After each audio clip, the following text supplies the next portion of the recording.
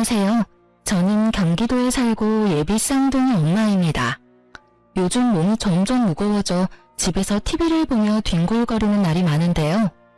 드라마를 보다가 문득 저의 첫 번째 결혼 생활이 떠올라 이렇게 사연을 쓰게 되었어요. 믿었던 두 사람에게 배신당하고 제가 어떻게 했는지 한번 들어보실래요? 남편과 전 같은 대학을 다니던 친구 사이 그 이상도 그 이하도 아니었습니다.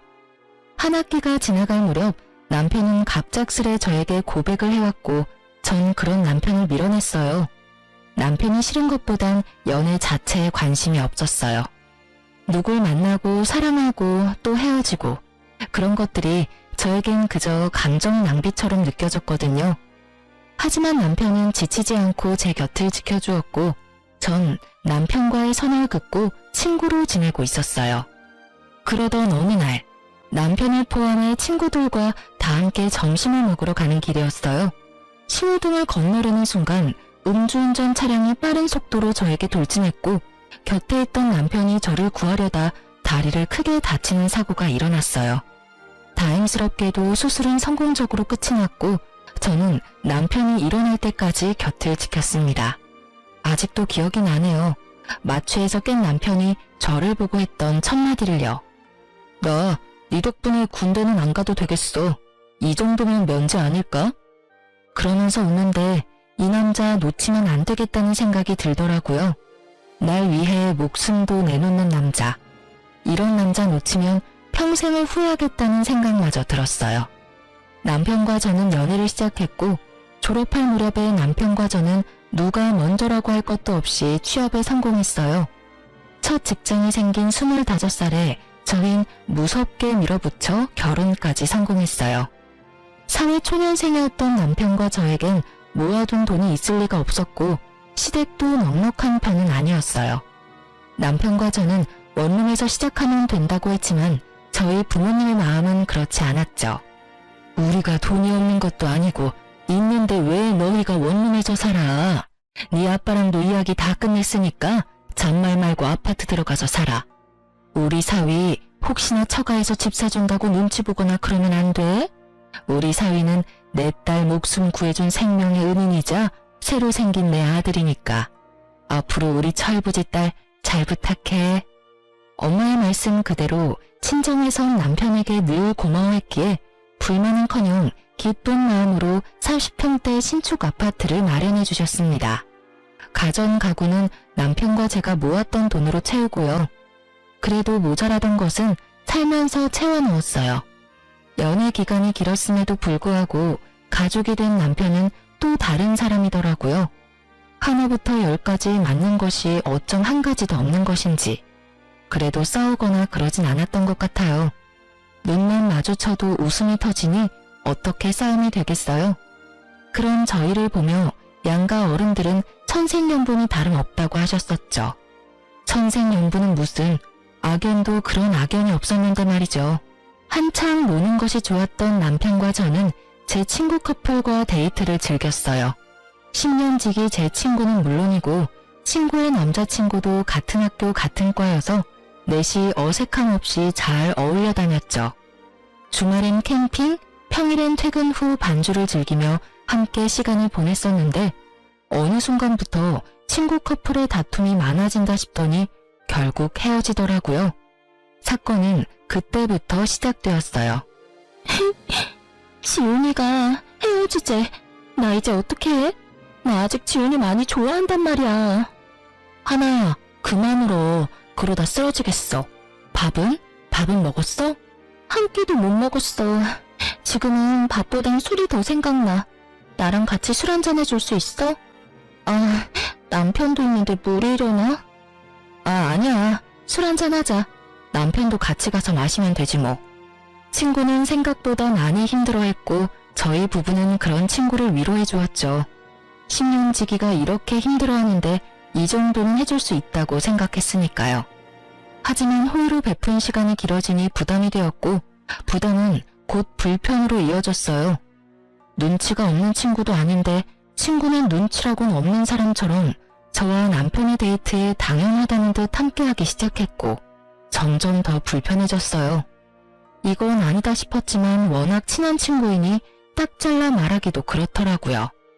거기에다 처음엔 불편한 기색을 표하던 남편도 오죽하면 저러겠냐며 이해해주자고 하니 더욱 말을 꺼내기가 힘들었어요. 괜히 제가 나쁜 사람이 되는 것 같은 기분도 들었고요. 지금 같으면 그런 건 신경도 쓰지 않고 불편하다고 똑바로 말했을 텐데 그땐 전 어렸고 대처 능력마저 미숙했었죠. 그렇게 친구와 함께하는 시간이 많아지던 어느 날 더는 가만히 지켜볼 수 없는 일이 일어났습니다. 주말을 앞둔 금요일 저희 세 사람은 저녁을 먹으며 맥주를 한 잔씩 했고 적은 양은 아니었지만 그렇다고 취할 만큼 마신 것도 전혀 아니었어요. 남편과 친구를 알고 지낸 지가 몇 년인데 제가 그런 것도 모른다고 생각하지도 않고요. 기분 좋게 자리가 끝나고 남편과 친구는 먼저 나가고 저는 화장실이 급해 다녀오겠다고 했죠. 급한 볼일을 마치고 가게를 나서는데 친구와 남편이 다정한 연인처럼 팔짱을 끼고 있는 것이 아니겠어요? 서로를 바라보며 다정하게 웃고 있는데 순간적으로 열이 확 오르며 눈이 다 튀어나올 지경이었어요. 저의 화를 돋운 건 어색함이라곤 찾아볼 수 없는 자연스러워도 너무 자연스러운 두 사람의 모습이었어요. 두 사람 뭐해? 팔짱은 왜 끼고 있어? 아, 춥기도 너무 춥고 술도 많이 마셨는지 어지러워서 네 남편 팔 좀 빌렸어. 괜찮지? 매미 우는 소리에 귀에서 피가 날 지경인데 춥기는 뭐가 추우며 평소 소주 3병도 거뜬히 마시는 애가 맥주 3병에 어떻게 어지럽기까지 한 건지 이해되지 않는 것 투성이었지만 긴 말해서 뭐 하나 싶었어요. 그래서 전 난색을 보이며 단호하게 말했어요. 아니, 싫어. 친하게 지내는 것까지는 괜찮은데 스킨십은 싫으니까 앞으로 조심해줬으면 해. 미안. 내가 생각이 짧았나 봐. 진짜 미안. 진심인지 아닌지 알 수는 없었지만 일단 제가 기분 나빠하니 냉큼 사과부터 하는 친구와는 달리 남편 놈은 친구 편을 들더라고요. 목에 핏대까지 세우면서요. 뭘 그렇게 예민하게 굴어? 당신한테 친한 친구면 나한테도 친구인데 친구끼리 팔짱도 끼고 그럴 수 있는 거지. 하나 민망하게 꼭 그렇게 말해야 해? 당신 이렇게 속 좁은 여자였어? 뭐? 속이 좁아? 지나가는 사람 붙잡고 물어봐. 내가 속이 좁은 건지 두 사람 행동이 잘못된 건지. 그리고 당신은 지금 누구 편을 드는 거야? 누구 편을 드는 게 아니라 상황이 그렇잖아. 당신이 그렇게 몰아세우면 우리가 꼭 무슨 짓 하다가 걸린 사람 같잖아. 그냥 그런가 보다 하고 넘기면 되는 일을. 이게 뭐야? 당신 때문에 분위기 이상해졌잖아. 왜? 찔려? 난 그저 스킨십만 자제해달라고 했을 뿐인데 왜 오버하고 난리야? 그리고 분위기 이상해진 게 내 탓이야? 당신이 목에 핏줄까지 세우면서 나서서 분위기가 더 이상해졌다는 생각은 안 해? 당사자인 하나도 미안하다고 하는데 왜 당신이 나서서 이 난리야? 나 진짜 기분 나빠지려고 하는데 계속 할 거야? 처음이었어요. 제가 그렇게까지 남편에게 언성을 높이며 화낸 것은요. 처음 보는 저의 모습에 이제야 사태 파악이 된 남편 놈은 말까지 더듬으며 상황 정리를 해보려 애쓰더군요. 아니 그게 아니라 여보. 내 말은 그러니까 괜히 별거 아닌 일로 두 사람 우정에 금이라도 갈까 걱정돼서 누구 편을 더 들고 그러려고 그랬던 건 아닌데 말하다 보니까 감정이 격해져서 나도 모르게 당신 기분 상하게 했어. 미안해. 졸지에 친구 앞에서 부부싸움까지 하는 꼴이 되어버린 저는 친구에게 다음에 보자는 짧은 인사를 남긴 채 집으로 돌아왔어요. 남편은 그날 밤 새벽녘까지 저에게 용서를 구했고 저는 그런 남편을 용서해 주었어요. 자기, 한 번만 더 남이 보는 앞에서 내 편 안 들고 다른 사람 편 들었다간 가만 안 둬? 당연하지. 난 남이라고 생각하지 못했어. 워낙 당신이랑 친하니까. 그래서 팔짱 정도는 가볍게 생각했나 봐. 난 정말 당신이 이렇게까지 기분 나빠할지 몰랐어. 당연히 기분 나쁘지. 친구는 친구야. 가족이 될 순 없다고. 그리고 팔짱 낀 것도 그래. 처음엔 팔짱, 그 다음엔 퐁, 그 다음엔 뭐가 될지 어떻게 알아? 일어나지도 않은 일을 걱정하는 것도 웃기지만 혹시나 하는 일을 만들고 싶지 않은 내 심정도 이해해줘야지. 난 괜한 일 때문에 당신도 친구도 잃고 싶지 않아. 알았어. 내가 생각이 짧았어. 앞으로 조심할게. 조심할 필요도 없어. 앞으로는 하나랑 당신이랑 같이 보는 일은 안 만들 거니까. 당신도 그렇게 알고 눈치껏 피해줬으면 좋겠어. 알겠지? 네, 잘 알겠습니다. 내 친구도 아닌데 뭐, 안 보면 되지. 이렇게까지 했는데 다신 이런 일로 얼굴 붉히는 일은 없겠지 했어요. 저는 앙금이 완전히 사라지지 않아 친구와 거리를 두며 지냈고 친구와 어울리지 않으니 남편과의 사이도 괜찮았어요. 아니, 오랜만에 둘만의 시간을 보내니 설레기도 하고 연애할 때 생각도 나는 것이 더 좋았어요.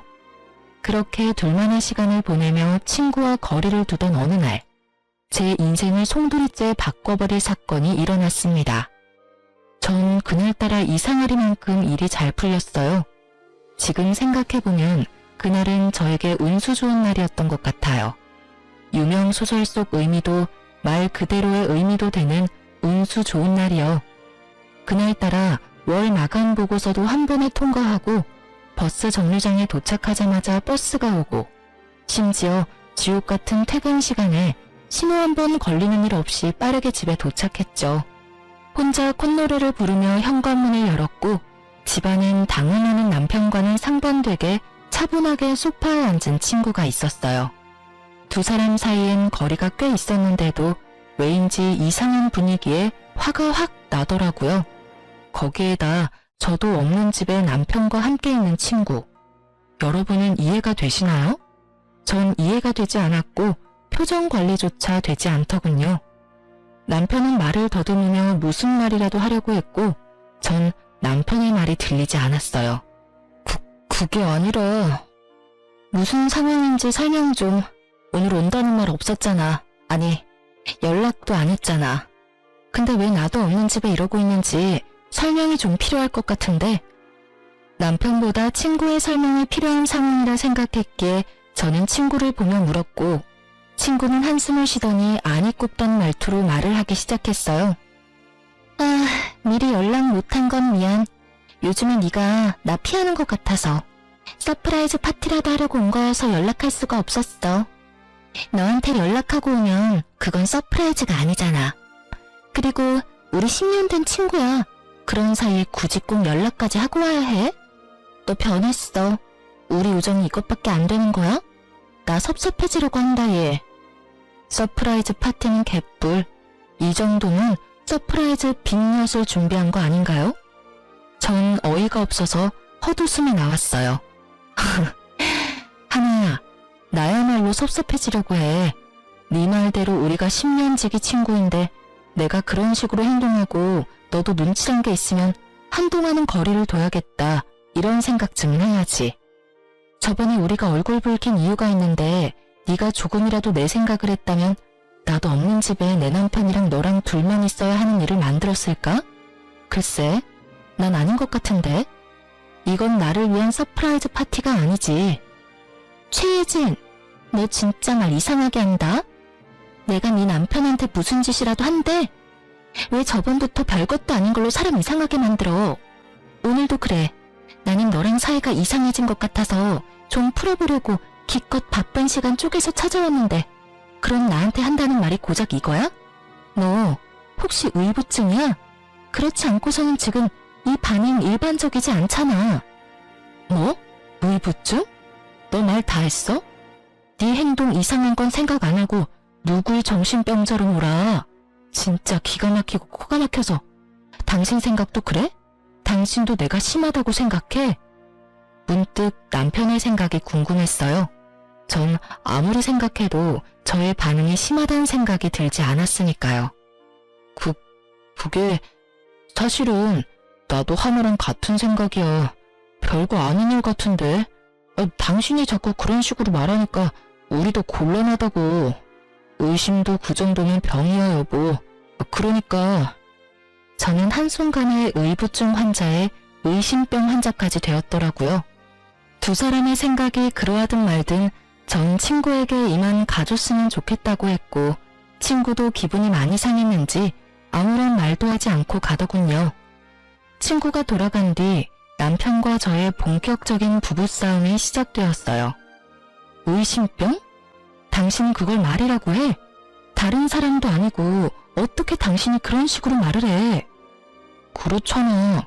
하나는 당신이랑 좋게 풀어보고 싶어서 찾아왔는데 그런 사람 보고 범인 취조하듯이 상황 설명이나 하라고 하고 뭐 한 게 없는데 무슨 상황 설명을 해. 우린 그저 대화만 했어. 그것도 당신 화를 어떻게 하면 풀어주나 하는 대화. 그게 그렇게 잘못한 일이야? 죄인 취급받을 만큼? 와, 당신 말만 들으면 나 진짜 미친년 같다. 그렇지? 근데 여보, 내가 분명히 말했었지. 난 그런 상황을 만드는 것 자체를 이제 만들고 싶지 않다고. 거기에 대해서 당신도 수긍하고 돕기로 했고. 그런데 나한테 말도 없이 내 집에서 당신이랑 하나랑 둘이 있는 모습을 보는데 내가 어떤 생각이 들 것 같아? 그러면 나보고 어쩌라고. 당신이랑 잘 지내고 싶어서 찾아온 하나를 쫓아내기라도 했어야 했단 말이야? 적어도 당신은 나한테 연락했어야지. 지금 하나가 집에 왔다. 어떻게 했으면 좋겠느냐? 이렇게 묻는 게 힘들어? 그리고 서프라이즈 파티? 웃기시네. 파티한다는 애가 빈손으로 덜렁 와서 소파에 그러고 앉아있어? 남들이 보면 자기 집 안방인 줄 알겠던데 뭘. 그리고 당신도 알고 있었잖아. 하나 언제부턴가 당신한테 과하게 애교 부리면서 귀여운 척하는 거. 그거 딱 지훈이한테 하던 짓이잖아. 제가 이렇게까지 예민했던 이유를 아시겠나요? 그래요. 친구는 전 남친에게 부리던 여우짓을 남편에게도 하기 시작했고 그것이 거슬리던 찰나 일이 터지기 시작했어요. 전곡을 찔린 듯 남편은 말을 돌리더군요. 하여튼 당신이 심했어. 당신 이럴 때마다 진짜 정 떨어지는 거 알아? 나는 다를 것 같아? 나도 마찬가지야. 너 왜 이래? 아씨, 말을 말자. 남편은 나가버렸고 남은 여우는 오로지 저의 몫이었죠. 내가 심했나 싶었다가 당연히 해야 할 말을 했다 싶었다가 눈물이 났다가 웃음이 나왔다가 감정이 미친 듯이 널뛰게 하던 중 친구의 전 남자친구가 번뜩하고 뇌리를 스쳤어요. 그리고 바로 전화를 걸어 지금 당장 만나자고 했죠. 지금 생각하면 왜 하필 그 순간에 그 사람이 떠오른 것인지 모르겠지만 그땐 왜라는 것은 필요하지 않았고 그저 만나야만 한다만 머릿속에 가득했어요. 오랜만이다. 무슨 일로 보자고 했어? 그게 갑자기 이런 거 물어서 미안한데 너 하나랑 왜 헤어졌어? 왜? 하나가 네 남편도 꼬시려고 해? 아님 벌써 바람이라도 피워? 친구의 전 남자친구의 말은 충격이었습니다. 그보다 더 충격적인 건 그 다음 그의 입에서 흘러나오는 말들이었어요. 걔 나랑 사귈 때도 그랬어. 내 친구들 만나는 걸 좋아하길래 여럿이 어울려서 노는 걸 좋아하는가 보다 했거든? 근데 그게 아니더라고. 걔 내 친구 중에 좀 산다는 애만 골라 꼬셔서 나랑 양다리 걸치고 그러다 걸리면 다신 안 그런다고 그러고 나도 미쳤었지. 그런 년 뭐가 좋다고. 그걸 다 용서하고 만났어. 그러다 너희 부부하고 다니면서 이젠 그런 일은 없겠지 했었어. 설마 유부남한테 그런 짓을 하겠냐고. 심지어 너랑은 10년 된 친구라며. 그래서 그냥 어울려 다녔는데 어느 날부터 하나가 이런 말을 하는 거야. 너희 집 전세도 아니고 자가라면서 부럽다면서.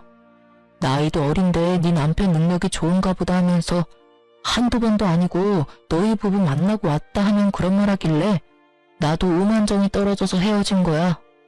너한테 말해주려고 했는데 아직 일어나지도 않은 일 말하기도 그랬고 두 사람 워낙 친해 보이니까 그런 일은 없겠지 했어. 믿을 수 없는 이야기에 머리를 감싸 쥐었어요. 이런 경우 친구가 그런 마음을 먹었다고 한들 내 남편은 그런 일이 없을 거다 하는 확신이 들어야 하는데 오늘 남편 하는 꼴을 보니 그런 일이 있을 것만 같았거든요. 전 남자친구도 같은 마음인지 조심스럽게 말을 잇더군요. 아마 모르긴 몰라도 두 사람 바람 피우고 있을 가능성 100%일 거야. 걔 애교도 많고 귀엽잖아. 걔한테 넘어간 내 친구들이 거기에 한번 넘어가면 답도 없다고 하더라고. 아, 그래. 고마워. 다음에 다시 연락하자. 지금은 내가 정신이 너무 없네. 모든 것이 두 사람의 외도를 가리키고 있었지만 전 아니라고 생각했던 것 같아요. 하지만 그날은 저에게 두 번 다시 없을 운수 좋은 날이었고 운명은 저를 쓰레기 더미에서 구할 준비를 하고 있었어요.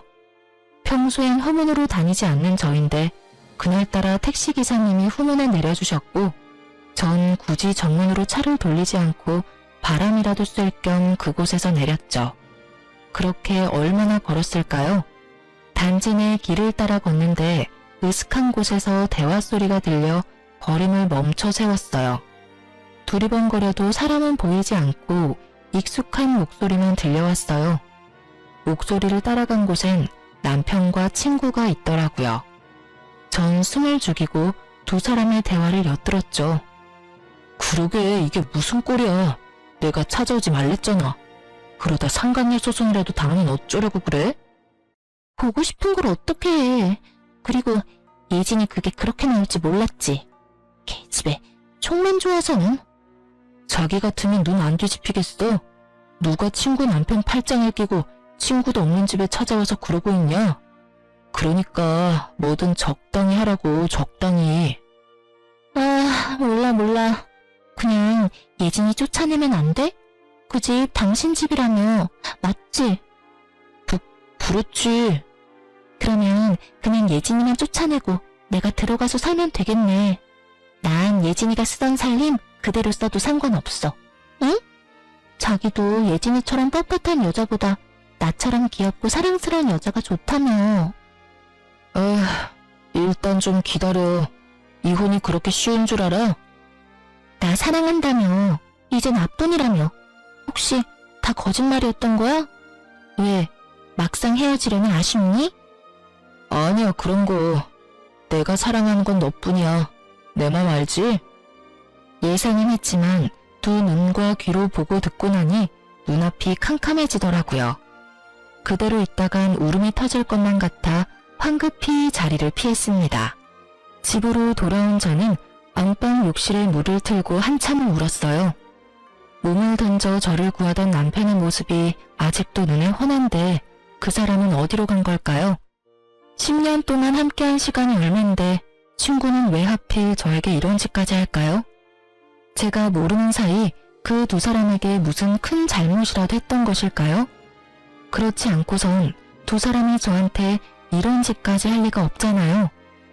아무리 생각해도 답은 없었고 한 가지 명확해졌어요. 아, 두연 놈을 가만두지 않겠다고요. 전 쓰레기를 쓰레기에게 보내버리기로 결정했어요. 이 모든 일이 일어난 게 제 나이 26살 때였어요. 이렇게 큰일을 겪기엔 너무 어리고 여렸을 텐데 사연 쓰면서 다시 생각해도 참 대단하다 싶어요. 전 그 다음날부터 아무 일도 없었던 척 남편뿐만 아니라 친구와도 살갑게 지냈으니까요. 죽을 힘을 다해 티내지 않으려고 했고 두 사람은 깜빡 속아 넘어가더라고요.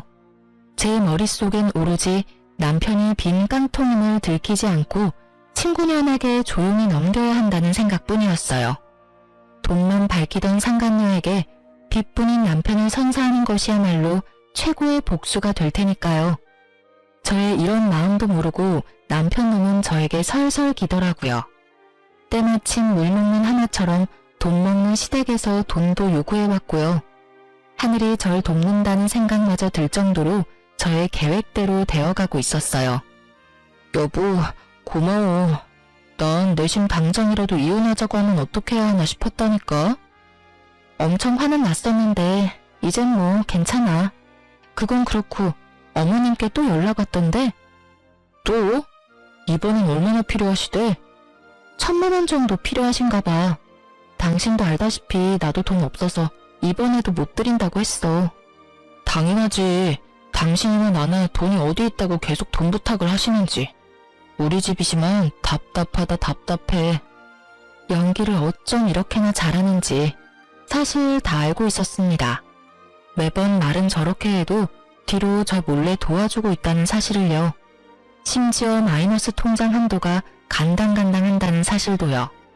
오죽하면 저에게 거짓말까지 하면서 도와드릴까 하는 마음에 모른 척은 했지만 내심 걱정이 컸었는데 이렇게 되고 나니 얼마나 좋은지. 집은 고사하고 가진 것이라곤 마이너스 통장뿐인 남편놈을 떠넘길 수 있다고 생각하니 어느 순간부터 슬프기는커녕 웃음이 새어나왔습니다. 전 차분히 때를 기다렸고 상황은 제 예상대로 흘러갔습니다. 남편은 저와 이혼까지 할 생각은 없었고 상간녀만 애가 타는 상황이었죠. 상간녀는 저에게 사과하고 싶다며 저를 찾아왔고 전 기쁜 마음으로 만나주었어요. 저를 만나려는 이유가 뻔히 보였으니까요. 오랜만이야. 우리 10년 넘게 알고 지내면서 이렇게 오랫동안 안 본 적 없었던 것 같은데. 그렇지? 생각해보니까 그런 것도 같네. 지난번 일은 내가 미안했어. 네가 충분히 화낼 수 있는 상황인 건 아는데 나도 섭섭한 마음이 커서 말이 막 나갔어. 용서해줄 거지? 친구 사이에 용서하고 말고 할 게 뭐 있어? 우리가 1, 2년 친구도 아니고 무려 10년 친구인데 그깟 남자 때문에 흔들릴 그런 얕은 우정은 아니잖아? 그렇지. 아, 정말 다행이다. 나 요즘 너랑 수다 못 떨어서 엄청 우울했거든. 오랜만에 수다나 왕창 떨자. 그래, 요즘 어떻게 지내? 자취방은 구했어? 우리 집 근처로 알아본다고 했었나? 제가 생각해도 전 너무 친절했어요. 상간녀가 말 꺼내기 쉽도록. 이토록 친절하게 판까지 깔아주었으니까요. 상간녀는 기다렸다는 듯 밝게 웃으며 준비해온 말을 꺼내더군요. 그렇지 않아도 알아보고 있는데 너희 집은 비싸지? 너희 집 보다가 원룸 보니까 영 눈에 안 차는 거 있지. 우리 월세 아니고 자가야. 그리고 내가 산 게 아니라 정확한 가격은 모르고. 남편은 알려나? 물어봐 줄까? 그런데 혼자 살기엔 너무 크지 않아? 큰 건 둘째치고 돈은 있어? 보증금은 어떻게 마련한다고 해도 월세 감당할 수 있겠어? 그냥 원룸 알아보고 돈 좀 더 모아서 아파트로 옮기지 그래. 그럴까 그럼? 그나저나 넌 가격을 모르는구나. 하긴 집은 남자가 해오니까 모를 수도 있겠네. 그나저나 네 남편 능력 진짜 좋다. 우리랑 나이도 같은데 아파트는 어떻게 장만했대? 그런데 너희 혹시 공동명이야? 어머, 이런 거 묻는 건 실례인가? 우리 사이에 무슨 공동명이 아니야. 한 사람이 돈을 다 냈는데 무슨 공동명이야. 공동명이 바라면 그게 진짜 양심 없는 짓이지. 남편이 매일 아파트 시세를 검색하니 매매가를 아는 것은 당연했고 명의는 아파트를 마련해주신 부모님 명의였으니 제 말엔 거짓말이 전혀 없었죠. 진실은 알지도 못한 채 웃음꽃이 피는 친구년을 보며 저 또한 환한 웃음으로 저의 심정을 알려주었어요. 확인할 것이 끝났는지 상간녀는 빠르게 저의 이혼을 도와주더군요. 자신들의 외도 증거를 차곡차곡 모아 저에게 보내주었으니까요. 답답하기도 했겠죠. 집 명의도 확인했겠다. 이제 남편이 이혼하고 자신과 재혼만 하면 편히 살 수 있을 것 같은데 망할 놈의 남편이 이혼을 미루기만 했을 거니까요. 친절한 상간녀 덕분에 전 손쉽게 증거를 모을 수 있었죠. 그리고 드디어 결전의 날, 두 사람을 카페로 불렀어요. 두 사람 화해한 거야? 이제 셋이 함께 보는 일은 없을 거라더니. 어찌되었든 잘 됐다. 하나, 잘 지냈어? 잘 지냈지. 잘 지냈어? 어줍잖은 연기를 하는 두 사람을 보며 저도 모르게 실수가 터져나왔어요. 당신 왜 웃어? 그러게, 예진아, 갑자기 혼자 왜 웃어? 나 좀 무서워지려고 그래. 혹시 어디 아파? 아, 미안. 두 사람 어색한 연기를 보니까 웃음을 참을 수가 있어야지. 당신 진짜 왜 그래? 정말 아는 것이 하나도 없어 어리둥절한 남편놈과 올 것이 왔구나 하며 기대에 찬 상간녀. 전 두 사람에게 상간녀가 준 증거를 뿌려주며 말했어요. 오랜만은 무슨. 여기 바로 어제도 두 사람 만난 증거가 버젓이 있어. 그러니 내가 두 사람 하는 꼴이 웃기겠어, 안 웃기겠어? 여보, 그게 아니라 우리가 어제 만난 건 당신 곧 생일이잖아. 생일 파티 해주려고 만난 거였어. 그렇지 하나야. 남편놈은 애절한 눈빛으로 도움을 요청했지만 상간녀는 그럴 마음이 전혀 없어 보였죠. 아, 두 사람은 생일 파티 계획 짜는데 손잡고 어깨 동무하고 하는가 보지? 그게 잘못했어, 여보. 그게 어떻게 된 일이냐면. 됐고, 하나, 넌 나한테 할 말 없어? 입을 꾹 다물고 있는 친구에게 물었어요. 지금 생각해보면 마지막 기회라도 주고 싶었던 것 같아요.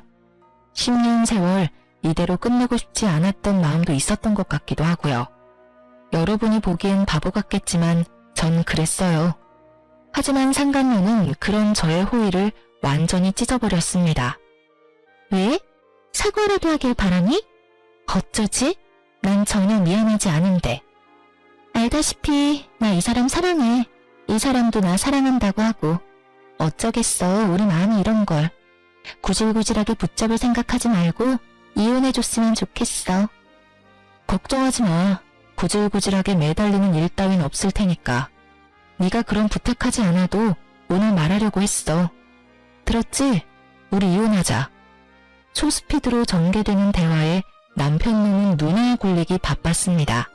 저런 걸 믿고 낭비한 제 청춘이 아까워 미칠 지경이었지만 어쩌겠어요.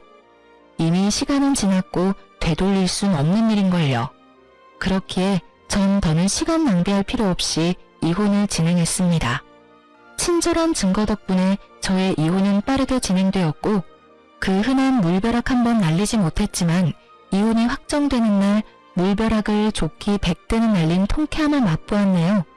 그들의 지옥이 시작될 것이 뻔했으니까요. 저의 예상대로 저와 이혼한 전 남편은 빠르게 상간녀와 재혼하더군요. 빈 깡통이 요란하다고 결혼식을 얼마나 성대하게 했는지 친구들의 연락이 빗발쳐 모를래야 모를 수가 없었어요. 전 그날 두 사람의 빚뿐인 앞날을 축복해줬네요. 벤츠인 줄 알았던 남자가 사실은 빚쟁이란 걸 알았을 때 상간녀의 표정이 상상돼 그날 하루 참 행복했어요. 그렇게 이혼하고 전 참 바쁘게 살았어요. 나름 만족할 만한 복수였기에 두 사람을 떠올리지 않으며 살았죠. 2년하고 8개월의 시간이 지났고 전 재혼을 했어요. 첫 번째 이혼으로 상처가 남았던 터라 망설였지만 남편의 끈질긴 구애에 전 다시 한번 용기를 내었고 진작 용기를 내지 않은 것이 후회될 정도로 행복했어요. 부유한 집안에서 자란 남편은 저에게만 다정한 사람이었고 제가 죽으라고 하면 죽는 신용까지도 하는 사람이었어요. 그렇게 전 남편의 사랑으로 완벽하게 과거를 잊고 살았어요. 그러던 어느 날 잊고 지냈던 상간녀를 만난 건 다름 아닌 산부인과였습니다. 그때 당시 전 임신을 한 건 아니었고 볼 일이 있어서 들린 것이었는데 저의 시야 끝에 익숙한 두 사람이 걸렸습니다. 그건 바로 전 시모의 상간녀였어요. 목이 다 늘어난 인부복에 머리는 산발인 상간녀는 만삭이었고 그런 상간녀에게 전 시모는 쉴 새 없이 핀잔을 주고 있었어요. 아우 정말 내가 네 년꼴만 보면 없던 병도 생기는 기분이다. 옷은 그거밖에 없니? 거지도 아니고 꼴이 그게 뭐니? 네가 이딴 꼴로 다니니까 우리 아들도 하는 일마다 안 풀리는 거야. 네 년 때문에 그 부잣집 여자랑도 이혼하고 아파트도 날리고 회사에서도 쫓겨나고 네가 순진한 우리 아들 홀리지만 않았어도 지금쯤 그 좋은 집에서 떵떵거리면서 살았을 텐데 아이고 속 터져 정말. 어머님 저야말로 억울하다고요. 아파트는 그이 명이라고 했었단 말이에요. 그리고 회사는 그이가 게을러서 쫓겨난 거지 저 때문이 아니라고요. 걔가 왜 게을러졌겠니? 다 너 때문 아니니?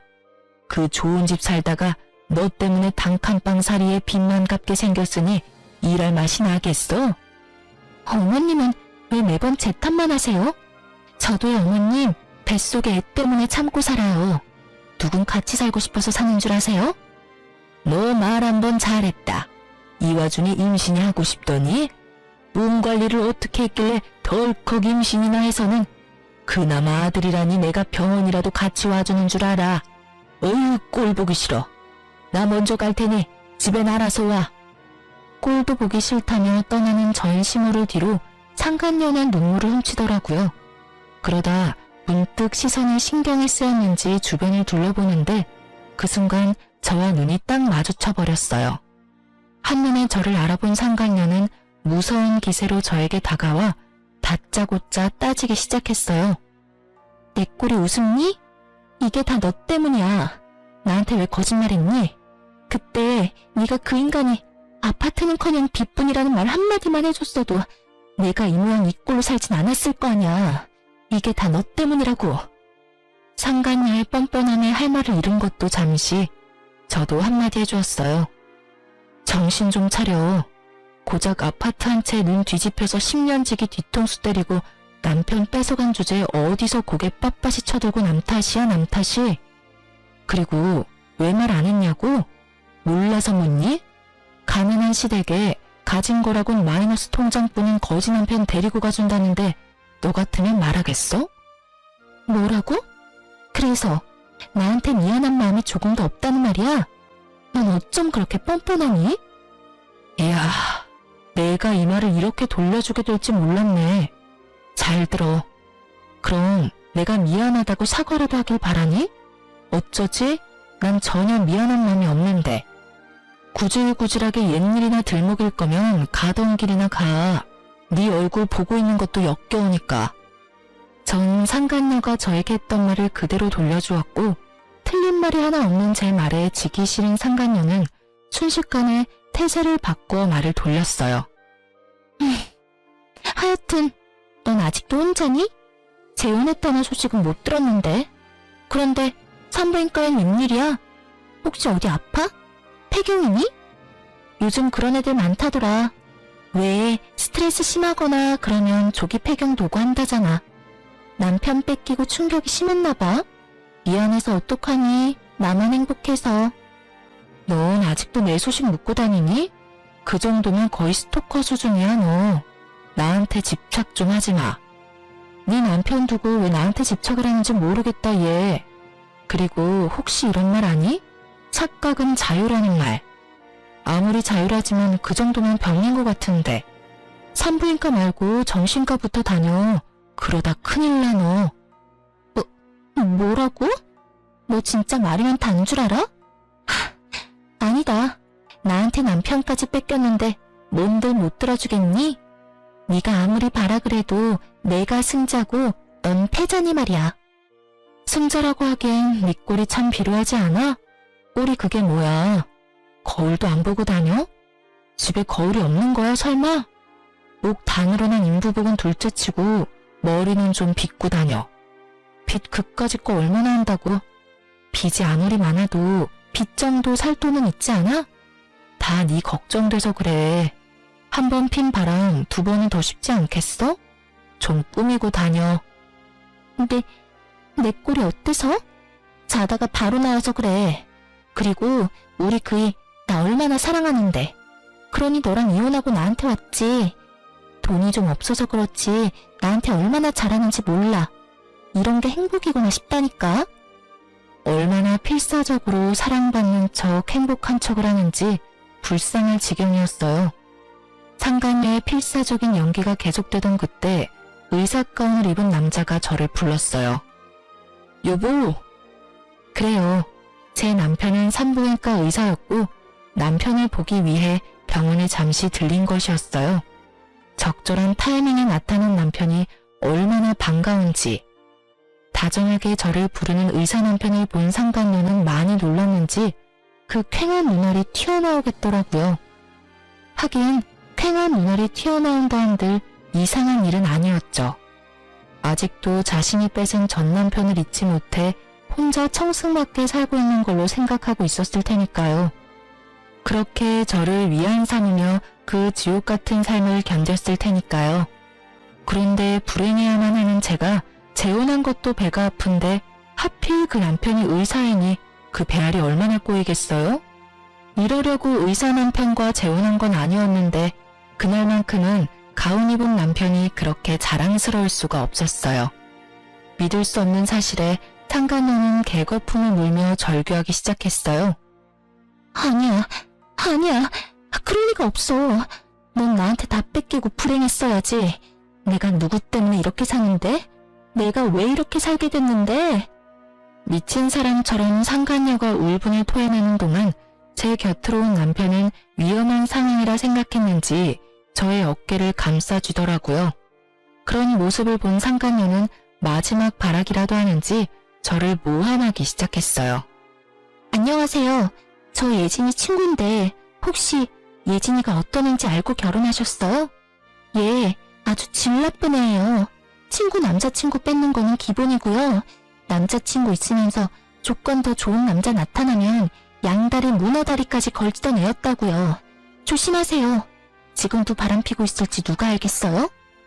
원하는 바가 뭔지 모르는 건 아니지만 어림도 없는 일이었죠. 저희 남편이요. 절 1년 넘게 쫓아다녔거든요. 1년 넘게 같은 남자 거절하는데 과거사를 숨겼겠어요? 진작 내 과거가 이러해서 난 남자 만날 생각 없다고 귀에 못 박히게 말했어요. 그래도 제가 좋아 죽겠다고 해서 한 결혼이었습니다. 역시는 역시라고 남편은 흔들림 없이 그 모함을 돌려주더군요. 제가 바보인 줄 아십니까? 그 말도 안 되는 소리를 다 믿을 거라고 생각하신다니 그쪽 정신 상태가 어떤지 뻔하네요. 더는 모욕적인 말 듣고 싶지도 않으니 당장 나가주세요. 앞으로는 저희 병원은 환자로도 안 오셨으면 합니다. 저흰 환자도 가려가면서 받는 병원이라서요. 이렇게 말하며 남편은 간호사를 시켜 상간녀를 쫓아내버렸어요. 사실 자기 인생 자기 손으로 말아먹은 상간녀 꼴을 보고 싶긴 했었는데 막상 보고 나니 썩 통쾌하진 않더라고요. 이런 제 마음을 읽었는지 남편이 한마디 하더군요. 마음 쓸 필요 없어. 마지막까지 당신한테 다 덮어 씌우는 거 좀 봐. 아직 정신 못 차렸어 저 여자.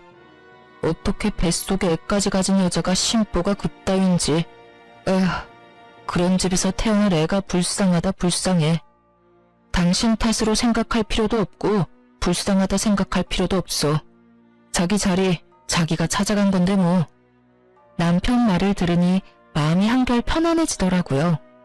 그날 저녁 상간녀에게 제 소식을 들었는지 오랜만에 대학 친구에게서 전화가 왔어요.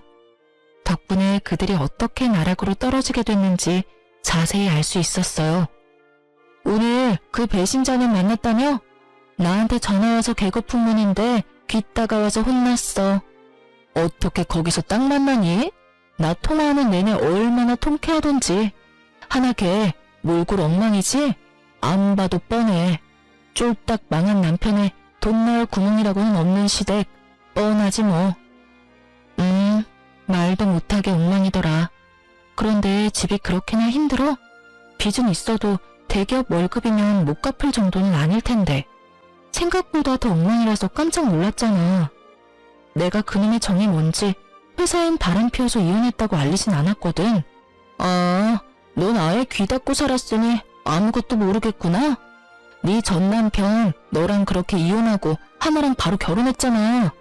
엄청 비싼 홀에서 결혼식 올렸는데 글쎄 그것도 다 대출이었고 너한테 준 위자료뿐 아니라 잠시만 살 거라고 하나 속여서 얻은 집도 다 대출이었어. 완전 빚잔치였지. 벌어서 쓰는 것 하나 없이 빚만 갚아야 하니까 일할 맛이 나겠어? 거기에다가 하나 그게 너네 살던 아파트는커녕 남은 거라곤 대출에 마이너스 통장뿐인 걸 알고 쥐잡듯 잡는 바람에 둘이 하루가 멀다고 싸웠어. 그나마 내세울 거라곤 네 호의로 놔둔 대기업 직원이라는 거 하나였는데 퇴근하고 매일같이 술만 마시니까 출근해서 일이나 제대로 했겠어? 맨날 술 냄새나 풀풀 풍기면서 일 처리도 제대로 못하고 하니까 결국 잘렸지 뭐. 회사도 잘리고 빚도 못 갚으니까 결국엔 시댁으로 들어갔다고 하더라고. 그 신우 성깔 너도 알지? 그러니까 하나가 버티겠어? 도저히 안 되겠다 싶었는지 이혼할 거라고 하더니 하필 그때 덜컥 임신을 해버렸지 뭐야. 이 와중에 임신이라니 부부 사이가 좋다고 해야 할지 참나. 하여튼 그 길로 이혼은 물 건너가고 그 꼴로 살고 있어. 천벌 받은 거지 뭐. 그러게 10년지기 제일 친한 친구 뒤통수를 그따위로 치래? 너 조금 신난 것 같다? 야, 당연하지. 나 지금 너무 신나. 네가 너 재혼했다는 거 아무한테도 알리지 말라고 해서 입 다물고 있느라 얼마나 답답했는데 하나 그거 네 남편 의사가 맞냐면서 몇 번씩 묻는데 내가 친절하게 의사도 맞고 집도 엄청 잘 산다고 말해줬어. 강남에 40평대 아파트 산다는 이야기도 잊지 않고 해주고 말이야. 모르긴 몰라도 오늘 열받아서 잠도 못 잘 거다. 쌤통이야 쌤통. 저보다 더 통쾌해하는 친구와의 통화가 끝나고 전 생각했어요. 돈 찾아 10년 우정도 버리고 가더니 참 어울리는 결말이라고요. 그리고 한편으론 고맙기도 하더라고요. 어찌되었든 상간녀가 그 쓰레기 같은 전 남편을 모시고 가준 덕분에 지금의 남편과 만날 수 있었으니까요. 그 후론 상간녀는 물론이고 전 남편도 찾아오거나 하는 일은 없었어요. 그나마 다행스러운 일이기도 했죠. 내심 병원으로 또 찾아와 행패라도 부리면 어쩌나 했었거든요. 그 지긋지긋 악연들과 이렇게 끝이 났습니다. 이 일을 겪은 것도 꽤 오래됐네요. 제가 이제 30대가 되었으니까요. 남편과 전 잘 지내고 있어요. 여전히 제 말이라면 껌뻑 죽는 남편이라 아기 천사가 빨리 찾아왔어요. 그것도 하나가 아닌 두 천사가 제 뱃속에 자라고 있어요. 요즘엔 몸도 무겁고 조심하기도 해야 한데서 집에서 쉬며 태교에만 힘쓰고 있어요. 정말 웃긴 게 전 입덧이 없는데 남편이 입덧을 하고 있어요. 그 덕에 주변에서 팔출불이라 불리고 있죠. 다른 산모들의 부러움은 제 몫이고요. 거기에다 어머님은 입덧하는 아들은 보이지도 않으신지 음식을 그렇게 해주세요. 남편은 냄새만 맡아도 구역질을 하는데 전 그러거나 말거나 잘 먹으니까요. 덕분에 저와 뱃속의 아기들은 아주 건강해요. 똥 차가고 벤츠 온다더니 그 말이 딱 맞다고 생각하는 요즘. 오늘이 내 생의 마지막 날이라고 해도 후회가 없을 만큼 행복하네요. 어쩌다 보니 제 자랑이 길어졌네요. 이해해 주실 거죠? 제 긴 사연과 자랑 들어주셔서 감사합니다.